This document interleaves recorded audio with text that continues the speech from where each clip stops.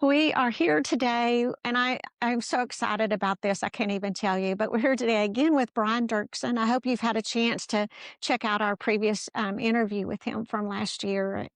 Fascinating and wonderful. Really goes into a lot of his personal life and who he is and how he creates and why he does what he does, the loves of his life, and all kinds of things like that. So please take time to look at that because it's fascinating, and he has such a beautiful story and tells it so well. But today, we also not only have Brian Doerksen here, but we also have Marika Siewert. And Marika is a force to be reckoned with. I can already tell. And I'm so looking forward to you sharing your story with our listeners as well. I last year we kind of probed into what makes Brian tick at this songwriting and how he came to know Christ. And so I just kind of want to ask you too. Marika, if you don't know, is a singer, a songwriter, an actress, a producer, a director. I don't know what you haven't done. That's good. Yeah, that's Have what you I say sometimes. have you climbed Mount Everest yet? I have not. It's Not in my plan, but you never know. You never know. I do enjoy hiking, but You do. I haven't. He's taken me on a couple hikes, But they're little hike little hikes. compared to. Yes. Well, you got to start somewhere. Yeah. Right? Exactly. So, Marika, if you don't mind, Brian, let's start off with her. We'll just pretend I'm just you're just part of the plant in the background. yeah.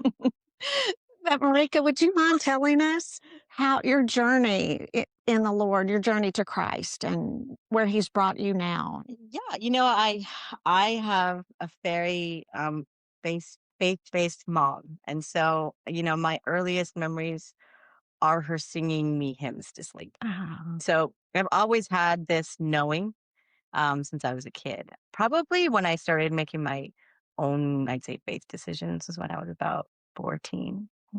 And I got invited to a very Pentecostal church. And a bunch of our friends from high school just started going there. And it was a completely different experience for church to me, but I loved it. It was when I learned actually the difference between religion and relationship. And so, I'd always known there was a relationship with God, but it wasn't really until I was a teenager that I was like, oh, I can talk to God and I can, ask for things and be grateful and also yell at God when I'm angry. And so, yeah, it was just, I guess that was the beginning. And that's when I've always been interested in music. And I grew up playing classical music. But it was around when I was a teenager that I started doing worship in church. And yeah, I loved it. I always thought I was going to do Christian music, but I actually started my career in pop music. Mhm. But yeah.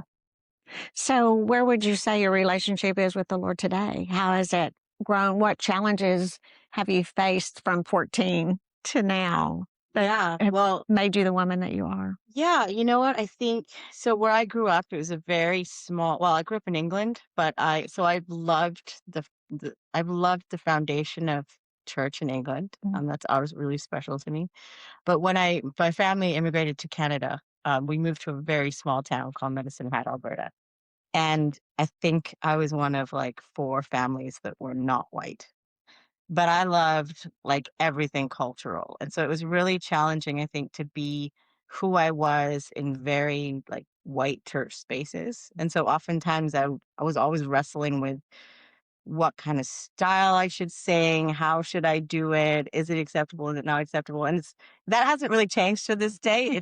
I'm constantly struggling with that. But I also realized that it was part of who I am to sort of create more spaces for more people in Yeah. in all spaces. And so it's just kind of stayed with me my whole career. So and God's really been really faithful with just putting me on the path where I was supposed to be. And yeah, not easy. You know that it's not easy. Brian uses this term that there's a lot of terms going out there right now in church, but people say they deconstruct and reconstruct. And Brian always says he's just renovating. And I'm like, I think that's just human. That's you know? way better Yeah. mindset, I think, than we don't necessarily have to deconstruct That's right. everything. We Yeah. can And just, then our faith should stay the same. yeah. It shouldn't. And so I think as I've gotten older and as obviously we've had kids and we've raised them also just very grace filled, Mhm. um, that it's okay to change your faith, and it doesn't mean you believe less or more. It's just, I don't know. There's so much wonder in the world. There's so much wonder that God, in the Creator, and so yeah, I actually feel more hope filled than I've ever felt before. Wow. So yeah, Yeah. yeah. Awesome. Awesome. I was when Brian mentioned that you were coming tagging along with him as y'all were passing through town. Usually me tagging along. No, but anyway, just clarify. No way. That I was like, Marika Siewert. And he said, yeah, she sings with me. And so I looked up the songs. Oh, that's the voice. That's who I hear, on The this. voice.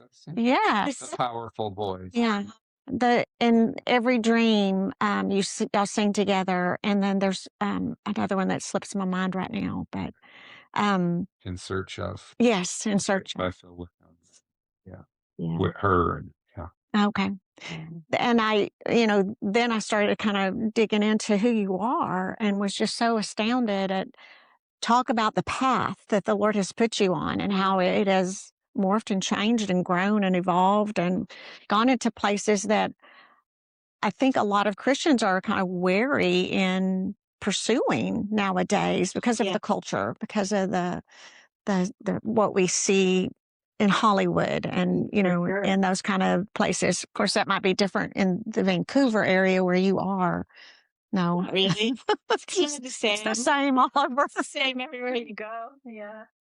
Yeah. But you know what? I think we, I don't use terms like, oh, I feel called there often, but our family, I've always known that our family was called to be in places where we could just love people. And to be honest, the entertainment industry is one of the easiest places to do it because it can be a very lonely place just in your job. Like, in film, you're often in your trailer, like by yourself until you're on set with everybody. And so there's just so many places to just be a light, to be honest. And not that we go in there thinking that, it's just that some people don't have outside of relationships if you're constantly in those spaces. And so to be able to make real friendships is important. And it's really just having relationship to have relationship, not for anything else. And so we have actually learned even so much more about just genuinely loving people in those spaces. And we carry everything. We talk about how I grew up. I actually grew up singing Brian's songs in church. And so We all did. yeah. So and it's crazy actually how much of his music is obviously in my backup hard drive, but also just in my music. And so I love that. I love that I can go into these different spaces, but I have a lot of soul, and a lot of it is because of Brian's influence. Well, and it's one of the things I've observed in Marika and her husband Stacy and their 3 children, Zach, Jaden, and Zoe, who are all professional actors. Yeah, Zoe's voice. Yeah. Oh, yeah. But there's just this calm confidence that they carry with them, and that the love of Christ makes a difference in those places. And one it, the change that you can bring onto a film set when you have some people like Marika on the set, whatever role she's playing, is significant. It's beautiful. I had the privilege. She was directing a short film, and I went to serve chai. I like making chai from scratch.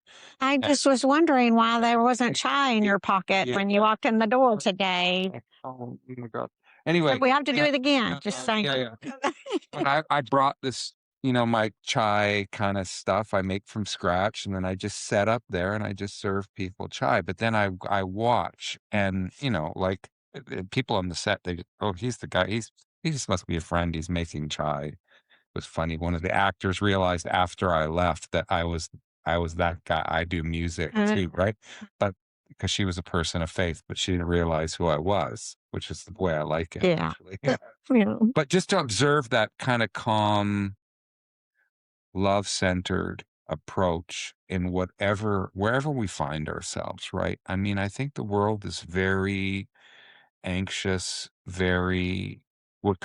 there's a lot of things to be concerned about. And so I think just practicing Well, I have a friend, Mike Mason, an author who did a book called Practicing the Presence of People. He's a wonderful Christian author, and he's kind of basically looking at the story of Jesus and how Jesus treated people, and then, of course, the famous book, Practicing the Presence of God. Yeah. And he's basically saying, these people made in the image of God, when we practice we practice being in their presence and being attentive and being loving and caring, like what Marika's saying, what happens. It's just, yeah, it's just I'll so have to look into that book. yeah, it's beautiful. It's Yeah. beautiful. Mike's got lots of great books, but that's one of them. What it's real. I mean, we often joke about chai, but I was on the set of a movie called Buying Back My Daughter, and it starred Megan Good, who Megan has done plenty of movies.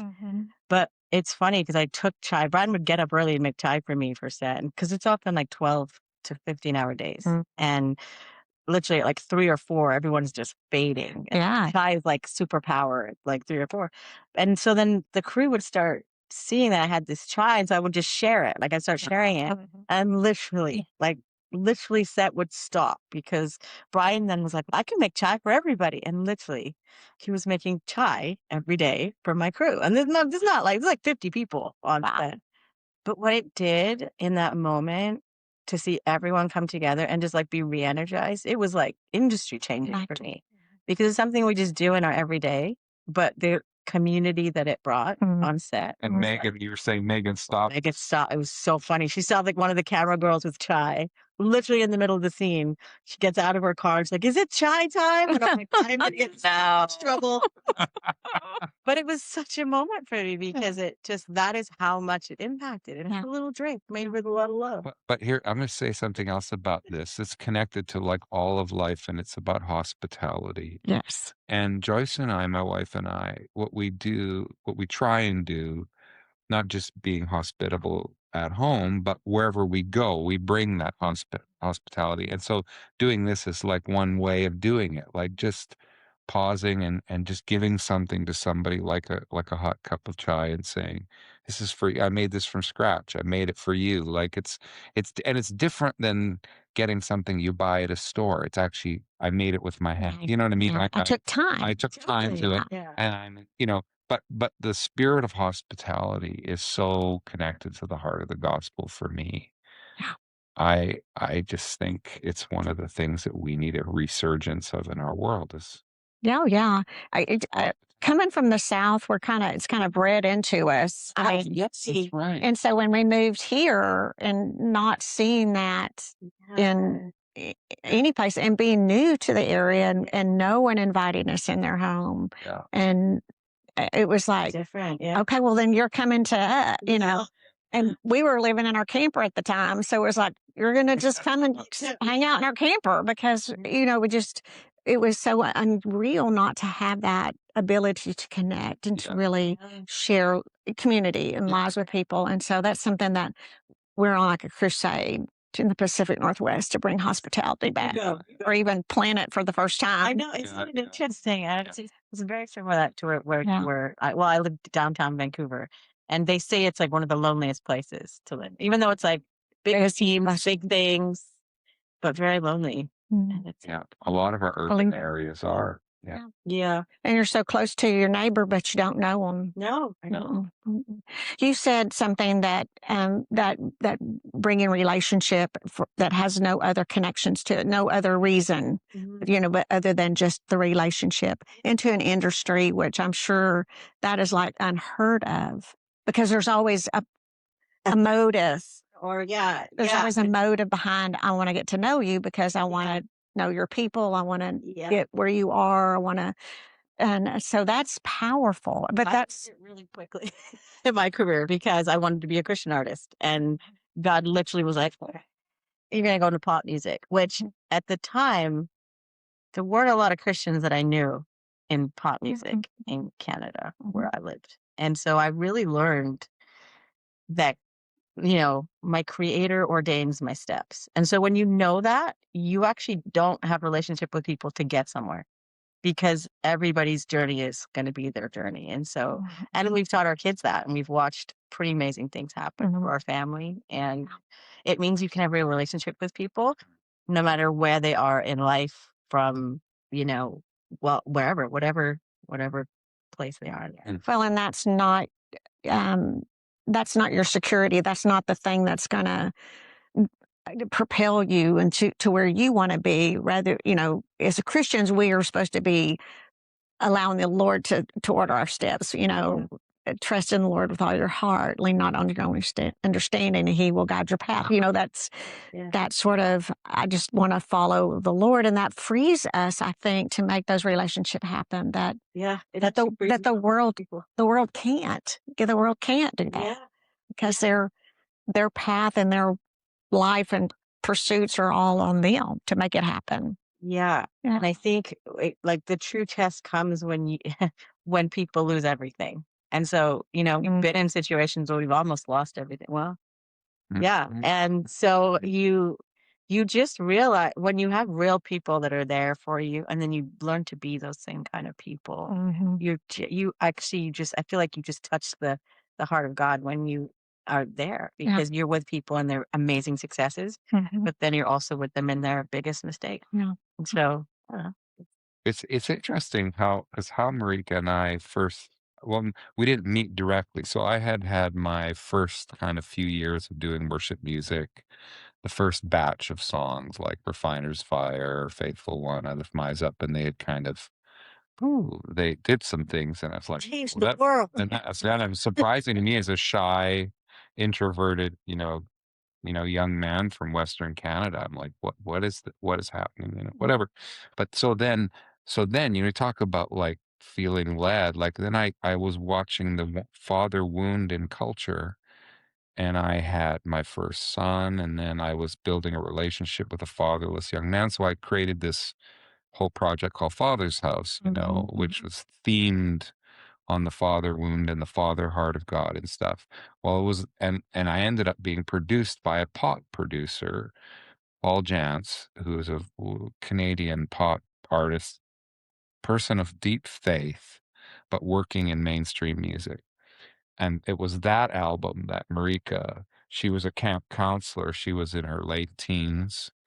And this Father's House Brian Doerksen album came out, and somehow you got a hold I of don't it. even know how. That And was you said that was the album of the summer. You and your cat, and you just listened to it, and then we did a musical, and then it collapsed, and blah blah blah, and we lost everything, but that was because of that journey. That's how we met, because then I worked on another musical, and somebody said, "Oh, there's this, Canadian pop artist who's a person of faith named Marika Siewert, and she's got a single out right now. Was it Soldier? Or I don't know which. might have been back then. Yeah. So one of her singles, and I remember listening to it and going, "Oh, I like her voice. I think we could be friends." Almost had this feeling when I heard her music, and then I offered her this. I said, "We're working on another musical. There's this part that I think would be good for you."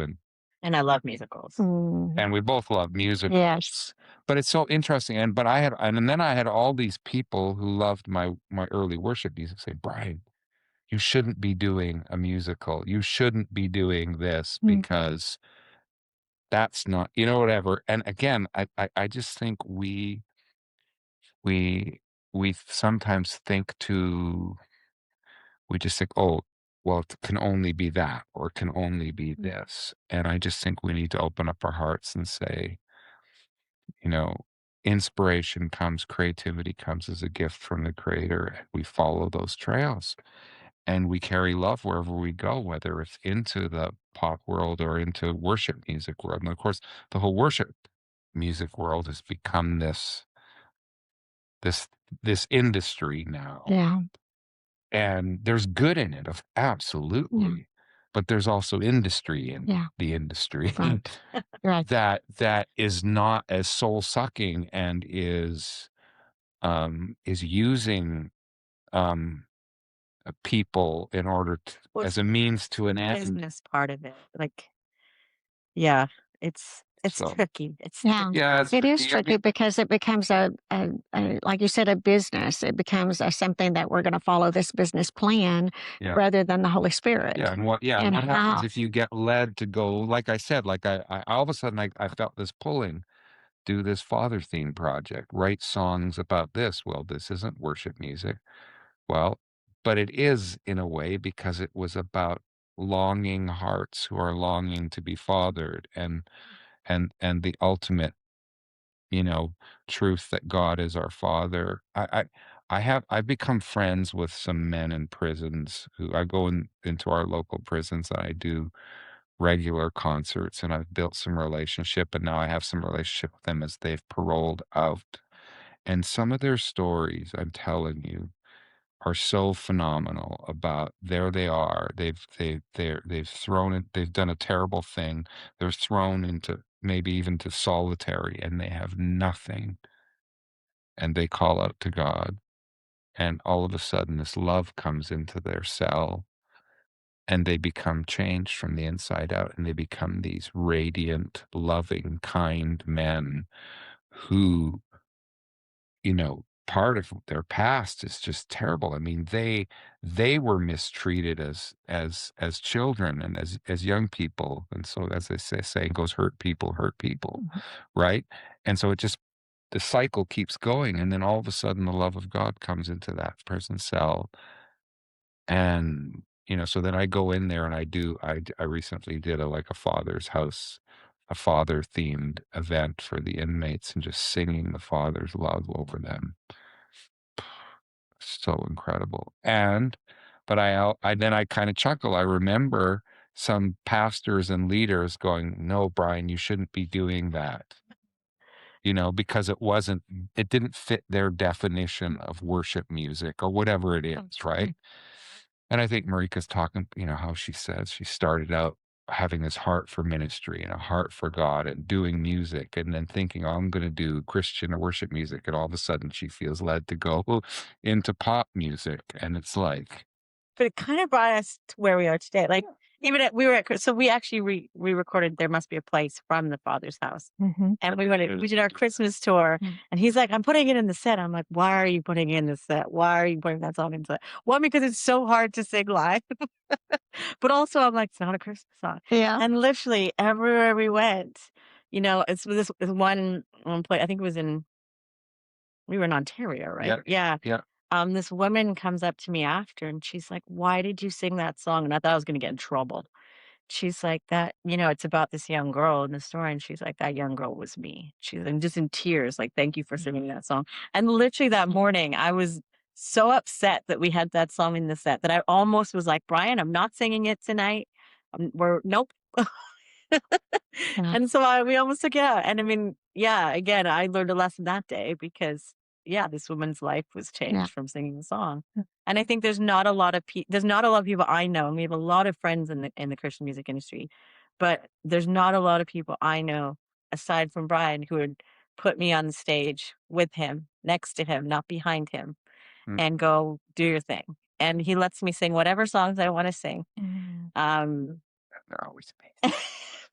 But that's partly because he doesn't have the industry telling him what to do. What to do. And you know, there's been many times that people have asked me, you know, to either co-write or to perform with them or to do things. And I come back and I guess we've created such a great foundation in our friendship that we literally, it's like us against, not against the industry. I don't want to say that, but We're but just trying to we just are ourselves. show And a I think, relational model. Yeah. yeah, and I think that it can be just as successful as an industry model. Just to give the people that don't feel necessarily fit in the industry, it doesn't mean they're less called to music or less called to the ministry or less able to sing love over people.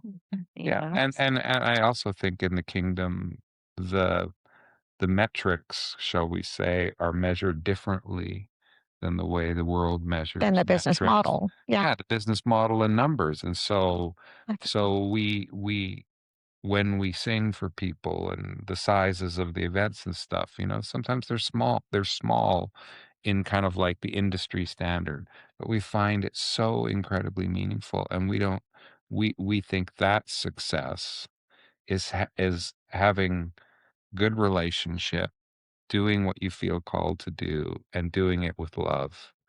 And, you know, uh, as I think, you know, from the last time we conversed about our family situation with our 6 kids and 2 boys with special needs and stuff, we've had to go at a maybe slightly slower, different pace over the 35 years because we've wanted, in the end of the day, to have a thriving marriage, and I want my daughters and my sons to look at me and know me because I'm around most of the time. You know what I mean? Like, so again, I think sometimes when she says the word success, I just go, yeah, it is, and maybe it's slightly different success than the world would mark success, but it And feels right. so much more important and so much more valued. And I think being able to model that, especially for young Christian artists, young songwriters, Yeah. people who are just coming into getting caught up into the wheels and Yeah.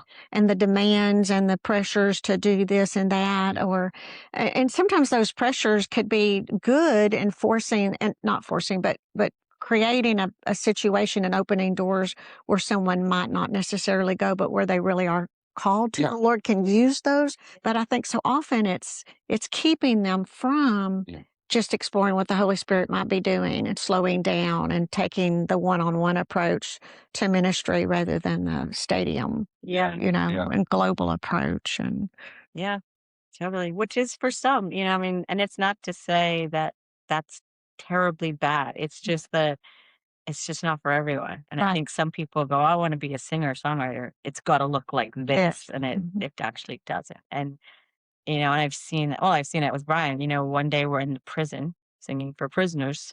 And, then I'm watching him at like the Royal Albert Hall singing for like England and the world, and so, but it's just blips in the journey, Right. and so.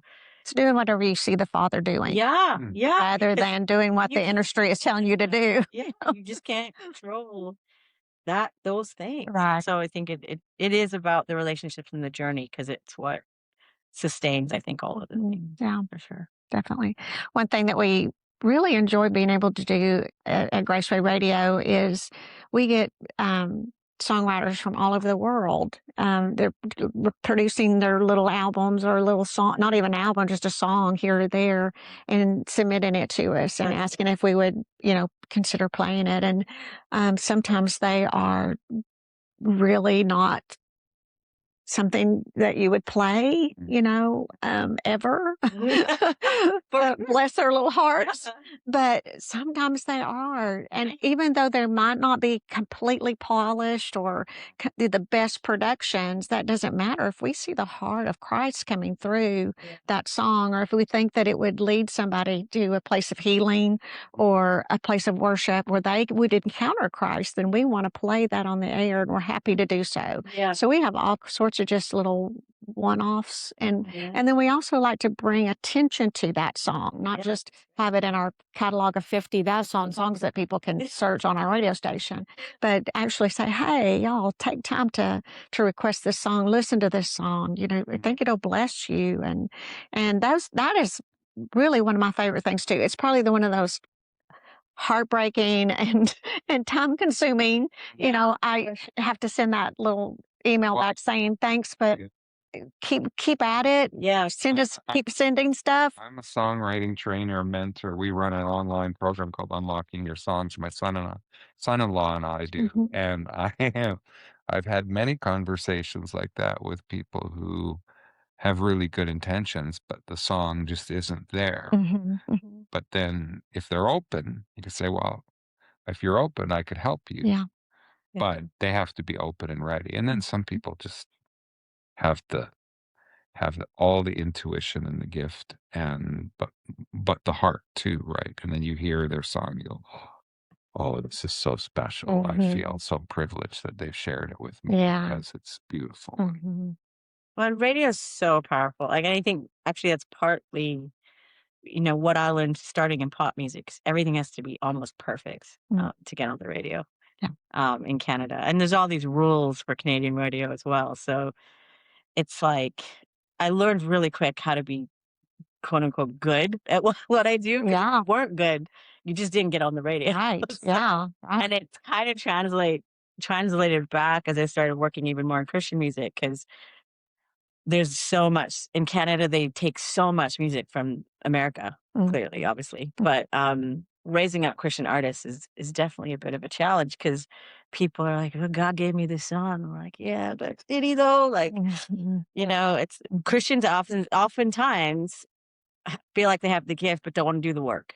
Yes. And so it's one of those things we always encounter too when we're with artists. But yet, if you just put in a little bit of the work, it can become a great song that changes a lot of people's lives. Yeah. And sometimes that's the difference between it going far and wide and it, just being something your mom listens to. But What kind of advice would you give to that songwriter that needs to put in the work? Put in the work. I mean, What does that look like? well, I mean, it is unlockingyoursongs.com. Yeah. It is spending the time to learn the craft, to not over spiritualize it. Like the calling of God, the inspiration of the Holy Spirit will all be there and self-evident. But it that seed, that whisper, that moment of inspiration has to flow through you, and has to be it has to manifest itself in a song that you see, because song is like an art form that has structure. It has I mean, not I say there's no rules, there's just tools. So there's all these ways in which you can build or craft a song. So and when you don't understand those things, you make these common mistakes. You make structural mistakes. You make lyrical mistakes. You write a melody that doesn't stick with people because you don't understand what a melodic motif is and how to manipulate it and how to work with it.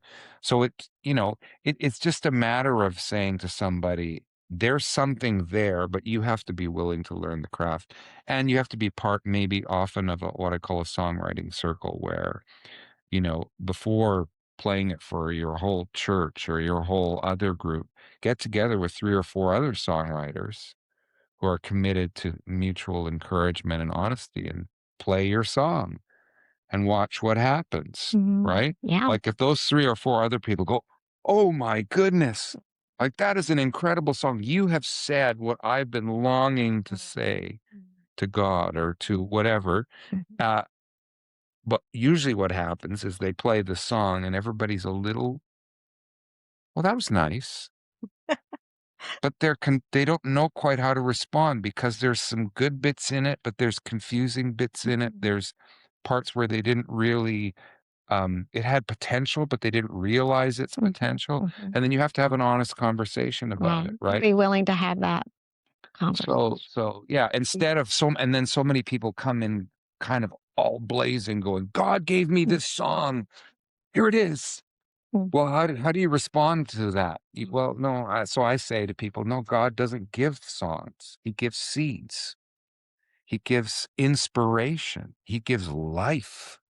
He gives forgiveness. He gives all kinds of things. But God doesn't give us songs. He gives us what could become a song. And now we have to take that seed, and we have to learn how to plant it, how to grow it, how to make it into something that blesses other people. And obviously there's some people, there's a few people in every place at every generation that are like musical geniuses, right? They just, and it's all instinct. Yeah. Right? And they can just they can write unbelievable songs. Well, they're not coming asking for help, because the thing is, the reality is, when they play a song, everybody's like, "What just happened?" Yeah. That's going to go around the world. But 99.9% of us, and I include myself very firmly in this camp, have some talent but need to work on the craft. And so I learned these things through trial and error, through songs that worked and songs that didn't. But I know you've had your own times of those just pure inspiration, where this song was just dropped into your heart. And that's happened like 2 or 3 times. Like Refiner's Fire, you said that's. But yes, "Come now's the time to worship, Refiner's Fire." But that's the first line of the song. It's this this incredible experience, and I'm purify my heart, let me be as gold, and that was it, and it was gone, and then I purify, and I'm like, and I go, back to the church where I was working. I was 22 years old, and I'm like asking the secretary, I'm brand new, like worship pastor kid almost. And I'm like, can you just hold calls? I've had this experience, and I think a song is being birthed in me. I'm grabbing my Bible, my concordance, my guitar. I'm finding a back corner in the sanctuary where nobody's going to bug me. And I sit there for hours and I start working it out. Why am I asking for purity? What is it? What's the goal? What's the end? What's the end of it? A refiner's fire. Oh, maybe that's it. What's my heart's one desire? Oh, I'll sing that. And just bit by bit, I'm crafting the song. But yes, the gift, the inspiration comes really strong sometimes, and it seems to start writing itself. But even then, you have to have some sense of craft and some sense of process and some basic understanding of how song structure works. Or you're going to take that incredible experience and you're going to express it in a way that is inaccessible to other people, Or overdo it, add Yeah. too much of yourself into it rather than just letting that inspiration. That's so Work. difficult, Yeah. honestly, Jackie. And I've been doing this 35 plus years, and it's still difficult to know the line, to know that, because it's not a hard line. I was reading recently the book about Leonardo da Vinci, and considered perhaps, I mean, the Mona Lisa is considered maybe it's the greatest painting ever made because of so many things. And one of the things that was really in style when he was developing as a painter was very clear lines, like clear edges. And one of his breakthroughs was saying, no, lines aren't clear. They're actually, when you look in nature, there's always muted, like there's always blending and blurring of the edges. And I think this whole divine human conversation and reality, like we can try and say, no, that's a hard edge, like that's God and that's man. I'm telling you, when you're in the creative process, you get these ideas and you think, I think that's God. But then when you go to try and express it, it's like this. Where do you end? Where do you end? And where does God begin? Well, God has breathed life into us. He's breathed creativity into us. So sometimes the only way you can tell that which has that on it is you just have to you have to play it and see what happens, right? Like I always say to writers, don't say God gave me the song. Let other people say, oh, God must have given that to you because this is what happened when I heard that song. I was, Yeah. I mean, so like Faithful One, for example, I don't think of it as God gave me the song. I was a young first-time dad. I was blown away by the beauty and privilege, but I was terrified by the responsibility. And so I just picked up my guitar and I started praying almost out of desperation, Faithful One, so unchanging. And just the other day, a chaplain from the prison, contacts me. He says, oh, I was just with so-and-so, and we were at the deathbed he was just about to die. And he said, could we sing, my favorite song, Faithful One, together? So without, just standing by his bedside, they sing Faithful One and he dies, while they're, you know what I mean? And then he'd watch Me to Know. Wow. Well, so that's kind of like God must have given that to you. Well, I don't say, like, I don't know. I had this moment. It was a prayer. So I'm so thankful it's helped people. It Yes. helped me. Yes. It helped me, and it helped me first Yes. before it helped somebody else. That's almost like I think that what you're saying also can apply to us who are not songwriters and aren't going through this creative process in that way. And that what what is God's voice and what is my voice? Yeah. And as my voice getting too loud in my head, Yeah. then I'm missing what God is trying to say. Or how am I adding to what God is saying that is not just But you're also, you God? are made in the image Mhm. of your creator. So I also think sometimes I like, God, what do you want me to do? And I get this response, Mhm, mhm, mhm. yeah, yeah, I'm a son. Yeah. You know what I mean? Like he's the spirit is also interested in what's on our heart, Mhm. especially if it's towards service, if it's towards love, it's towards adding beauty to the world. Like we, you know what I mean? Like and because we're never going to be able to hear perfectly, Not on this side. completely the voice of the spirit, we're going to catch hopefully a lot of it. And it's going to line up with what we see in scripture and what we see historically, but we're still in process. And I think we're also getting to know ourselves and our own spirit, the beautiful part of us, the image part, so that we'll have ideas that I think express the heart of the creator. But I think sometimes, I don't know, whatever. I just think sometimes God's waiting for us, like we're daughters and sons. Yeah. We are, we are we are image bearers. What do we want to do? How can we bring some beauty into the world? And of course, we some of us do that through songs. But if I just do it in songs, I'm not going to be able to sustain my marriage. I'm not going to be able to sustain my role as a father, as a friend. I can't be just a songwriter. I also have to be a kind, loving human Yeah. being, right? You know, and I think sometimes, you know, in the world of in the arts, sometimes that's sort of what happens. It's you get actors and songwriters and artists. They're amazing at what they do with their art, but the rest of their life, Mhm. not so much. Because it's more about what you do than who you are. Yeah, exactly. Because it's And that I just want, measure of success. How am I succeeding in what I yeah, do? yeah, we're Not both how am I sons. succeeding? Yeah. How Yeah. what I am.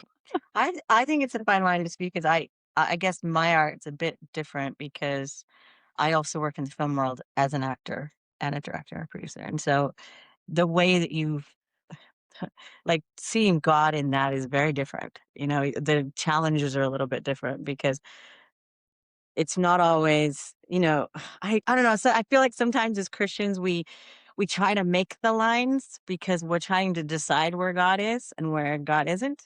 Mm. Whereas like God is in us. And actually I think everyone is creative, whether you are Yeah. moving and you're Yeah. creating or not. I think everyone has it's like when you see little kids and they're drawing on walls and things, you know, and then all of a sudden there's an age that I think whether it's decided for you or we decide to stay creative, there's definitely that kind of line that happens. Mhm. And I think that sometimes we just put too much emphasis on is this God or is this not God? When it's like, just try stuff. Like you'll figure it out real quick if it's if you're supposed to do it or not. Yeah. You know, I when I first started acting and when our kids actually started to get older in their careers, you know, we started getting scripts with like swear words in it. And I'm like, I'm never going to swear. Like, this is blasphemous, you know, to swear. And then I would sort of call my friends who I knew were Christians in the industry. And I'm like, do you guys swear in your auditions? Like, that cannot be right. And I know, you know, my kids are like, Mom, that's just so normal. I'm like, it's not normal for me. It's still not normal for me to like listen to that. And I know that's maybe it's a bit naive and, you know, whatever, but there was definitely a point where like, am I going to swear in auditions like to get a role? And I remember my first sort of like lead role audition was for a show called Snowpiercer, which is this like series that happens literally all on a train. And it had swear words in it. And I was just like, oh my gosh, am I going to like not being going to be able to do this? And I was so like in turmoil over it. Like I was praying. I was like, you know, is this like, come on, God, like, why would you give me this if I have to do this, which I don't want to do?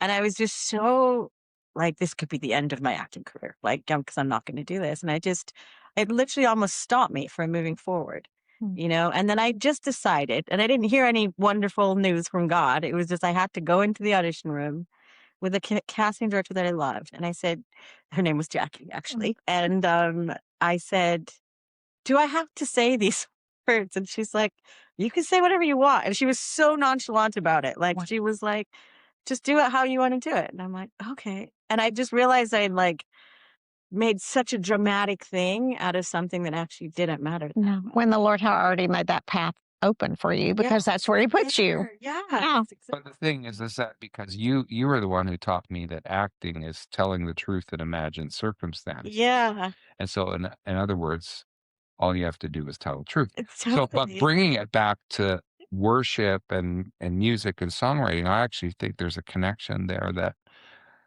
truly all we have to do is tell the truth in our real circumstances. Yeah. Like in our songs, in our worship songs, how we express ourselves, how we receive. Like it is about telling the truth. And sometimes our truth is we're in pain. Sometimes our truth is we're filled with gratitude and praise. But we have to be willing to tell that truth. Which is all still very Jesus filled. Like, Yeah, still very, absolutely. like, it's all, yeah. And she's got a new project. I don't know when she's gonna deem to release it. I've helped her produce it. It's a beautiful album called Hope and the Rest, and it's these songs of trust and hope and rest. And then she goes from a vocal song to a piano instrumental back to a vocal song. And as we've been going out on the road and doing our concerts, I have this moment in the night where I call it Marika's mystery song, where I just we pause and I look over to Marika and say, well, how do you want to sing love over the people tonight? And she kind of goes, she's got this amazing song called You Are Loved. She's got a song for people who are kind of not feeling good called Better Again. You're going to be better again. And anyway, so she's just been doing these songs. So, and they're her way of, I think, sowing in hope and truth into people who are living through difficult things like we all are, right? And even I am, I've had some since I saw you a year plus ago, I've had some pretty dark months, some pretty hard. We had a betrayal from a friend that is still very, very difficult to process. And, the death of my wife's father and all of what was leading up to that, So I think, truth in my real circumstances, anyway, her project has been very meaningful to me. I bet so. And I hope she decides to release it soon. Yeah. Well, and you know what? I'm honestly like coming back to songwriters. It's like I remember I was 16 years old, and I introduced through friends because we were at a conference to Matt Redman, and I remember thinking like, oh, like he's so set up. Like you got a mentor. Someone basically handed him a guitar and said, "You are supposed to do this," and I was like, is that real? Like, does that happen? No, it doesn't happen. I remember it. And I know Matt now, and actually our kids go to school together. So love the guy. But being 16 and being like, how do you do what you do? And he's like, oh, you just got to pray for like the right mentor. One will come. And I'm like, he doesn't realize I live in Medicine Hat, Alberta. There are no people doing songwriting in Medicine Hat, Alberta. I was like, that's just a stupid answer. I just remember walking away so mad at Matt Redman, so mad at God. And I'm like, guess it's just not for me. And I just remember thinking like, yeah, you need mentors. Like you need people that are going to just tell you the truth. Like, and what's funny, and I can say this now because we're such good friends, but I'm like, I didn't have mentors back then, but I had your music, and so it's like I had, and of course I'm shaped by so many different genres and so much culture around me as well. But definitely it is crazy to think now we just get to sing on stage and, go to cool concerts together. But literally got like you're such a gift. Like your entire family's a gift. But I think it is important to find people, or at least even people from far away. Like everything is accessible online now. Yes. And you really can have virtual mentors. And this man is accessible online I'm glad for people. Yeah, he is. Yes. And so, and you know what? That's the crazy part about Brian is that he's still, like, I don't know if you know about this House of Worship album. It just came out yesterday. But it's like Brian is on there with Michael W. Smith, CeCe Winans, who's legendary, Mhm. uh, Pat Barrett, Matt Redman, Tim Hughes, all these people, Darlene Wow. Check, Wow. from Hillsong. They basically took songs that I grew up to in church and then partnered them with kind of younger artists. And it made this new album Wow. for new generations to listen to. That's awesome. Yeah, Awesome. it's so awesome because these guys were writing songs that are songs for generation. Yeah. Yeah. And the cool thing about Brian is he's doing stuff like that, but at the same time he has this songwriting course that anyone can take. Mhm. And so now when people say, well, I don't have access or I don't have, he even has a free course. So there's no excuses to Yeah. not be good at what you're doing. Yeah.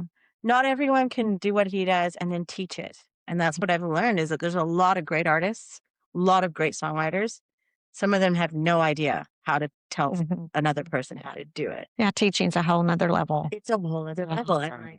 I'm the son of two educators, so I guess You got it yeah, yeah. naturally. This Yeah. this this Genetically. this week I did 2 song consultations for 2 different one was in Pennsylvania, one was, in Eastern Canada, and, they dial in and they share 2 songs, and I listen to them, and then I help them. I Wow. listen to, "Okay, oh, that's amazing, that's going good. That confuses me. Why did you make that choice? You might wanna reconsider that." And it's just a safe place Mhm. to have an honest Mhm. conversation about what they're creating because their heart is to serve creatively. But yeah. But how many people get to do that? Like, I know Brian doesn't like me saying, but he's basically like the Bono of like Canadian Oh, Christian music.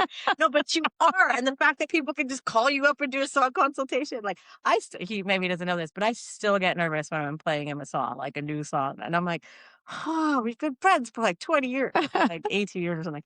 But I still get nervous because it's still him. You know what I mean? But part of it is I have such huge respect for him as a songwriter and as an artist. Mhm.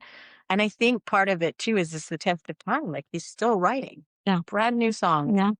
that are amazing songs. And I think for me and even my daughter Zoe now, she's turning 19, but she's grown up and she's such a gifted mm, artist herself. Yes. Yeah. But to have her in relationship in what we're doing in a safe place as she's learning to songwrite, she goes on tour with us and I'm like, I think it is, not that there's a perfect scenario, but for us, it feels near perfect Yeah. because it's all generations working together. Mhm. We're all different genres of music. We sing differently, but we can write together. Mhm. Um, I don't know. It's kind of the best way to learn and grow and do, I think. yeah, the 3 of us are working on a Christmas project together, so if Is we that haven't if is that the musical no. that okay. No, no, this isn't a musical. This is just a new Christmas project that Marika, her daughter Zoe, and we're working on together. So we're jokingly call it the Three Amigos Sing Christmas because So working title. but no, it'll have a good title. But it is something interesting about the Wonderful. 3 generations, right? Because yeah, she's still 18 right Mhm. now as we're talking. She'll turn 19 next month. And then sometimes then we'll do events and then my dad will show up and sing and my dad's turning 90 this year and we'll yeah, just do it together. Yeah. But it keeps it like, keeps us creating. I think keeps even for us, like I learned stuff from her. Or right before she's at university right now, but right before she left, she started just playing on the piano, and she's trying to teach me how to like play her style. I'm like, I can't even do it if I tried. Mhm. And she's never taken piano lessons, like a few piano lessons, Mhm. but I grew up playing piano. I can't Mhm. play it how she plays it, and Mhm. it's just you see the beauty and the diversity of who each one of us are, and I I always want to be a lifelong learner. Yeah. And, I always say I love having mentors that are tiny, tiny bit older than me and also younger than me because I Mhm. learned so much from my kids, Mhm. Mhm. Um, Brian and maybe you know this, but we've been working on a musical movie. And the business part of making a movie is so difficult to me. I'm just learning to the steps of how to do it. And whenever I would get discouraged, my kids would be like, "No, mom, like this is what you told us," and like they just keep me going. I'm like, "Okay, okay," and then sure enough, the next call that's made is one more step towards making it. And making movies isn't easy in general, but this is something I really want to see come to life. And part of it has just been because of our family's relationships. Mhm. And I think it's just the timing of it, but a part of it is just not quitting. Yeah. So Yeah. yeah, Yeah. that's good. Oh, wow. You'll have so many things spinning, so many plates, so many balls in the air. I'm thinking I cannot wait for all of them to drop because I'm looking forward to the album and that he's mentioned, and now the musical, and all that you're working on. So much of the songwriting writing process, just fascinates me because as I listen to the songs that we put on the station, because we're playing songs from every decade, every genre, because if they were anointed in the 80s, then they still are. That still speaks to people. Sometimes the style might be different and turn people off, but the words, the heart behind it is still so real. So hearing that you're redoing these, timeless songs for generations to come, I think is so important. Because there's so many songs I listen to and I go, oh man, if they just didn't have so much synthesized, keyboard in that, it would be so much better, and No, though you hear so many. yes. And so and I want to encourage those artists think about reproducing them, and they're great. If they were great then and they're still resonating with people, then let's give them some new life, and they'll last even longer. Some of the processes. Last time when we talked, after we were done, I was singing. There's so many more questions I had because so many of your songs, you can write music that in 1 minute we're up here just rejoicing. I mean, just like joy filled. And then the next song can be about coming through the most excruciating, painful situation. And then the next song can be just put you in this powerful presence of this holy, righteous being, it's amazing the versatility that you have. But when I think of some of my favorites, like the river, it seems like it's just this flowing, inviting feel of coming into just this place of healing. And how did that song come about? Was it in a time when you were It was in a time of a lot of change, a lot of pressure, and I went on a little retreat with two good friends, Brian Doerksen and Michael Hansen. I just saw Brian this morning actually at the coffee shop. His song "We Will Bow" is like, Yeah, I love that song. yeah. Sorry. Anyway, and he and I, we just thought we just need to get away for a few days. So we went to where my wife's sisters had a cabin on a little island, and we're called the Southern Gulf Islands, which are right next to the San Juan, like right up in this part, Pacific Northwest. And yeah, we were just sitting around one night I had a little fire in the cabin and just reflecting on life, and Brian Doerksen just started playing this melody.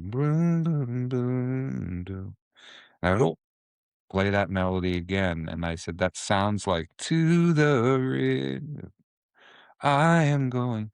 And all of a sudden I started, just imagining all the burdens that we carry as human beings, whether it's guilt, whether it's shame that other people try and put on us. And I started that what is the essence of the message of Jesus? That I love that picture in Revelations where it talks about the river of life flows from the throne for the healing of the nations, and for 12 months a year that the trees always bear fruit. That whole picture. And I said, oh, this is what I'm imagining, guys. And then they're like, oh, that sounds great. And away we went.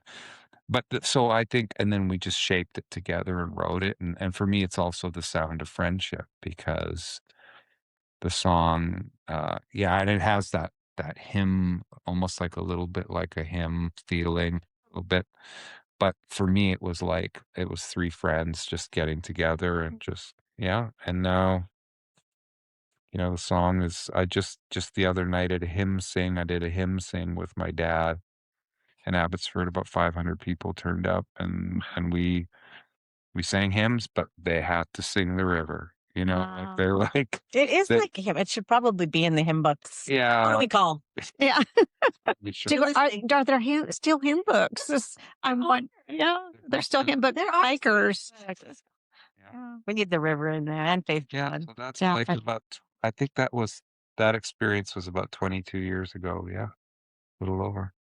Another one that I love is Creation Calls. Mm, And you had shared a story about your ginkgo tree Yeah. in your yard and how you good memory. was like where you met the Lord. That's where how the Lord, you came to know his presence in such a powerful way. And Yeah. every time I hear Creation Calls now, I think about you under that ginkgo tree. But where were you when that all came? Because that is the imagery that you invoke in that is, Well, because I love nature and being out in nature. and too. I'm literally describing kind of like the memories of my childhood that I still have access to a bunch of those places. So when I was writing Creation Calls, I was in my late 20s, around 30 when I wrote that. And I was just, like in my mind, I mean, I was still, of course, beautiful thing is it was the ginkgo tree, and where we live was still there. My parents were there. I could go be there, but I was imagining in my mind all of these, kind of like the Pacific Northwest, So beautiful. like the things I experienced. Um, and when I first brought that song for the Light the Fire Again project with Vineyard Music at Anaheim, the executive producer, Chris Wimber, said, "That's not a worship song. We won't include that." Because it's not like directly singing To God. Yeah. declaring the greatness of God. Yeah. And I'm kind of like, in my own way, I was kind of like, I think you need to broaden your definition of because I think for me, worship is like anything that opens your heart up to love, to surrender to the wonder of our Creator. And I've had some crazy encouraging letters about that song, and then I don't know if I told this story. I'll just tell it really briefly because I know we got to wrap this up. But I was standing with my special needs son at the video store in Abbotsford, where we live. This is back when video stores, yeah. A long time ago. Blockbuster, For our younger listeners. Yeah. Well, This was several decades ago. So our son, who was like 12 or something at the time, and he's struggling to use the toilet and stuff. So one of the rewards, if he did that properly, I would take him to the video store to rent a video. So anyway, so there we are at the video store, and he's wandering around picking up a video. And then I hand in my video store card with my membership, Brian Doerksen, my barcode, slide it across. And this young woman, she's all tatted, and she just has this look from the surface, looks like, man, she's had a rough life. And then she looks at me and goes, "That's so weird," she says. "You have the same name of the guy who does this song on YouTube that I can't stop watching about creation and the wonders of the Creator and everything." And I'm like, I just kind of like say, "That's me." She goes, "Oh, you live in Abbotsford?" She goes, "I thought you lived in LA or New York or somewhere where music people live." And I just started laughing. I said, "My goodness, these songs they're just simple songs, and they come through ordinary people who live in ordinary places like Abbotsford." Then they reach people in weird places too. They got around, Brian. Well, one other song I have to touch on. It is another one of my favorites, Holy God. Ah. And the way you use that series of that striking one word short phrase, like creating, commanding, transcendent, Yeah. defending love, destroying sin, that paints such a portrait of God. I mean, just complete God and his character. And what inspired you to construct the song that way? Well, I wanted to be Trinitarian, so to speak. So verse 1 is about creator. Like, I mean, when you think of Father, Son, and Holy Spirit, but I was more thinking it in terms of like that, the grandness, the creator. And then the second verse is, a little bit more Jesus centric. And then the third is but it doesn't literally go to spirit. I more go into romancing, that whole thing is like, it's like the whispers, like the whispers of love that are constantly drawing and inviting people into relationship. Of course, I bring back the lion's mighty roar at the end, just because it just felt right when I was writing it. So, and I had been, it was between Christmas and New Year's, and I was just, I don't know, feeling discouraged about some things that were going on both in the church and in culture. And I just said, God, I just need a revelation of who you are. I just need to re-immerse myself. And then I went to this passage in Revelations where the Tresenion, or I don't even know how to pronounce it, but the theologians call the holy, holy, holy. This threes. It's always in threes. So that's why I wrote in threes, creating, commanding, transcendent, and each in clusters of threes, and the holy, holy, holy God. Oh, like. Oh, yeah.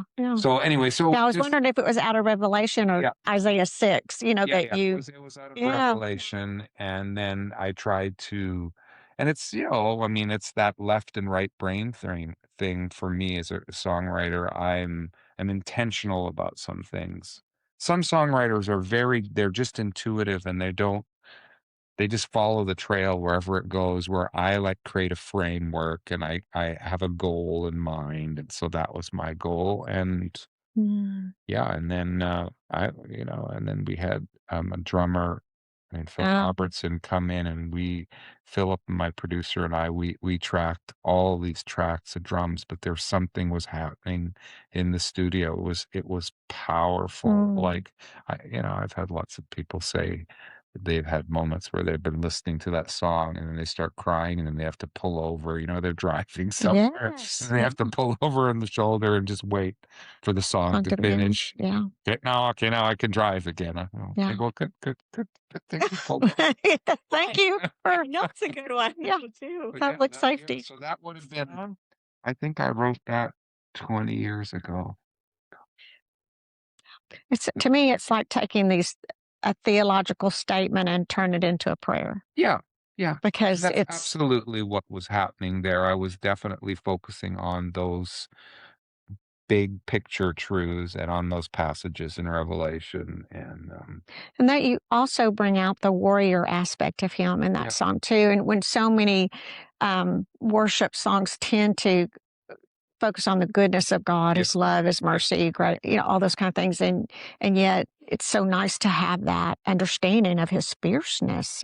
And his power. And the defending. Yes. The defending, destroying. Yes. Was very intentional for me. That the warrior nature is there, but it's there as a purpose of protecting and defending, and that's, of course, also channeling Aslan. My whole, growing up with those stories and thinking about Aslan, and how the lion's mighty roar. Yeah, exactly. Yeah. Perfect. I don't want to end this. You can come back. But I know y'all need to go. I know y'all got things to do today. Yeah. So, but in ending it, I just kind of going on with the song Holy God, where you are now, and if this year of your life that's been difficult, it sounds like, but where you are now, is there like one word that you kind of would sum up who God has been to you this year and how that has brought you comfort or spurred you on to grow deeper? Mm-hmm. Well, breath would be a word that comes to mind. I found that in my anxiety and my pain, that like for me, practicing breath prayer has become incredibly important in that, and also that phrase, God is as near as your breath, like that sense of, and I've just needed that because people around me have done some very stupid things, some very hurtful things, and it literally has come down to fresh surrender. Okay, I've got this song called Take Care of Everything, Jesus, I surrender everything to you. All I can't control and all I can. Hold my life together amid uncertainty. Help me trust when I don't understand. Take care of everything. Take care of everything. That's the lyrics at the start of the song. And I've also got a song called Breathing. Breathing in, letting go, breathing in, letting go. Our lives a sacred rhythm. Breathe it in, then breathe out and let it go. All life a gift that's given. Take it in, then surrender and let go. We take it in, then let it go. And this feeling of just coming to that place of surrender, that's one of the only things that's keeping me going right now. It's like, because there's been just some crazy things. And I turned 60, since we last spoke. And that's a bit of an unnerving milestone even for somebody who does music the way I do. You start, if we can put it that way, you start seeing the finish line in the distance. Of course, none of us know, because the finish line could be Tomorrow. or in an hour. We don't know, but just in the natural world, I start seeing, so what does that mean for me now? And so, yeah, the breath of life, I'm grateful for it. Joyce and I are trying to live in gratitude, trying to live in hope, even when it feels like some things feel hopeless, and then see what comes out of that, see what songs, what things come out of it. If Marika has her way, we'll probably end up making a movie or two before this is all done. And we'll do a couple of other fun things like that. I'm constantly inspired because, first of all, you're the last person on earth that should have bad things happen to you. Amen. The way you do family and life, but you know what? To watch him, like, yes, he turned 60, which, so wise. You're so wise. But like he's writing more songs than I think he's ever written, and they're all different songs. And so for me, watching him, not just as a friend, but as a songwriter, and to see that how he doesn't sort of cage himself into one genre, it's inspiring for me because he's so successful in one area, but also, I don't know, there's just a lot of things that he puts his hands to. Honestly, I couldn't have finished on my movie without him, because when I was like literally ready to pack it in, he's like, "Well, let's just start writing the songs." I'm like, "Okay." And so there's just seeds in so many things that him and Joyce have both done that can continue to do. And yeah, he's definitely not done yet, for sure. So I actually am excited to see what the next 10 years hold for him and Joyce, especially because there's a freedom. There's a lot of despair that's happened, but there's also a lot of freedom and actually a lot of really good things on the horizon. And yeah, I'm also grateful just to be along on the journey. Mm. So, how can we be praying for you, Marika? How can our listeners be praying for you? Oh, well, that's a good question. You know what? Probably, obviously we're gonna be starting to work on this Christmas album that we're doing. And so that, whenever we're creating and moving forward and good things, there's definitely challenges. So that, just probably for the provision of that coming together. We've done some of the recording of the strings. We did that in LA already. And so we've got a single that Brian and Zoe sing called On the Way to Bethlehem. It's probably going to be my favorite of the album so far. But um yeah, and for me, I'm kind of in a parental renovation because my kids are all now going to college. Oh, wow. Empty nester. Full on, and it sucks. Wow. Empty nesting is not a thing that I like. Wow. But yeah, it's so good for them to grow up and do what they're supposed to do. So Yeah. I know, and yeah, just probably prayer just for, I think just to keep the hope up is what it would be for me. Okay. Thank you for asking. Yeah. We will be. Thank Praying. you. We will. What about you, Mr. Brian? Mhm. Mm. Yeah, like it's strength. It's, I've had a few kind of things going on in this good old body that have been like kind of going, hello, you're getting older.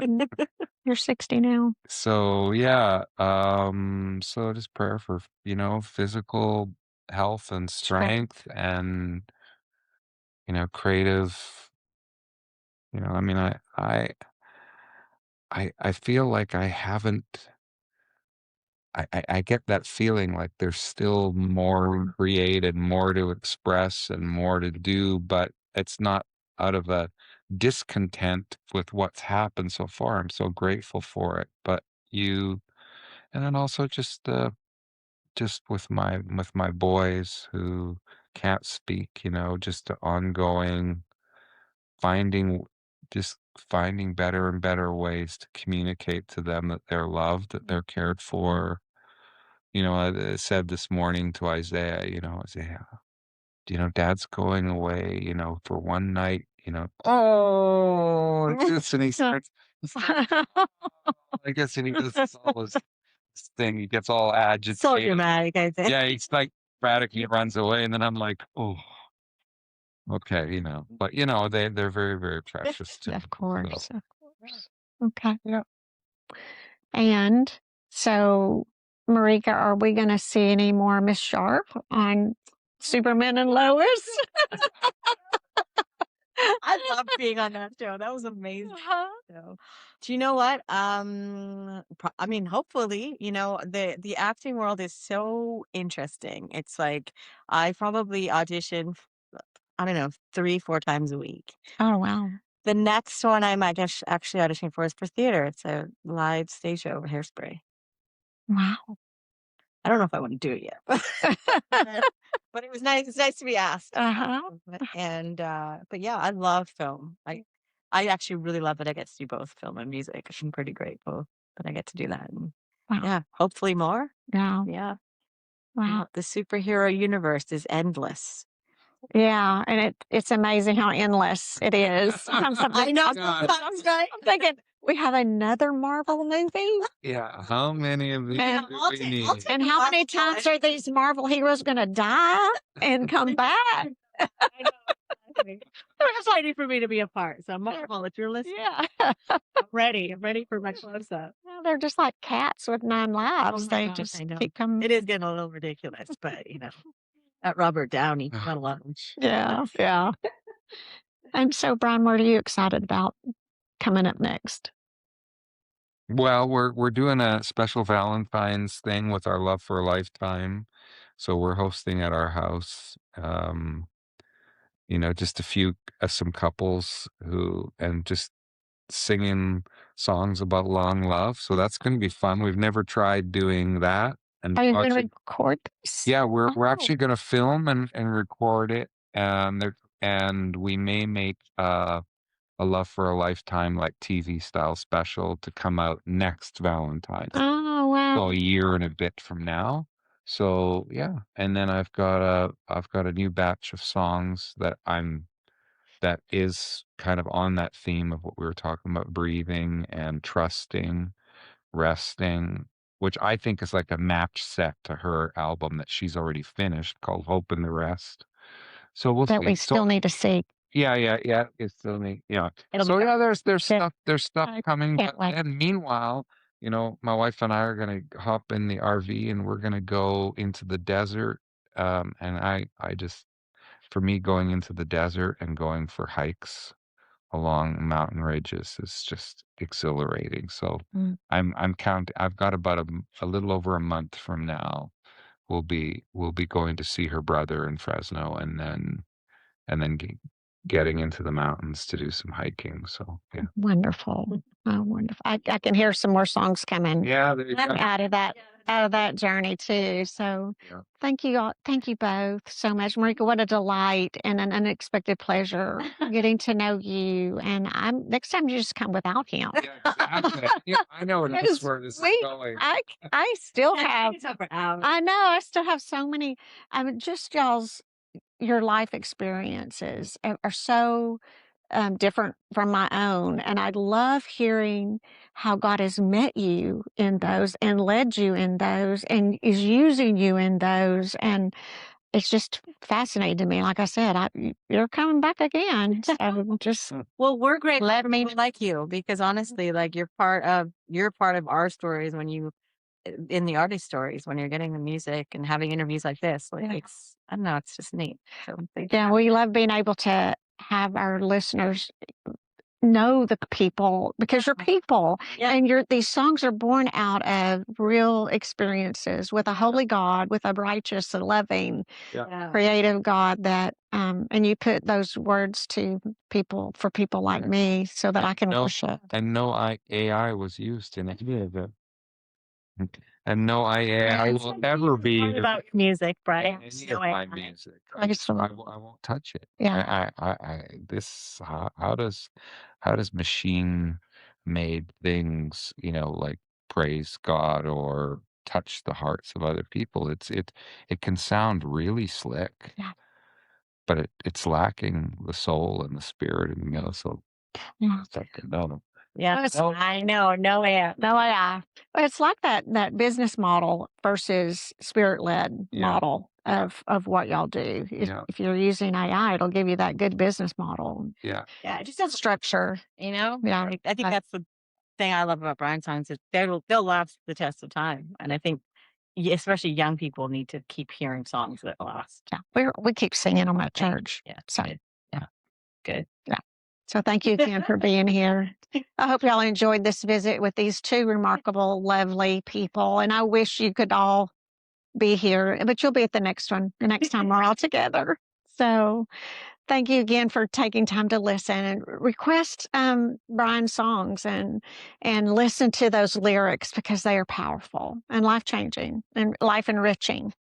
It's life giving. So thank you all.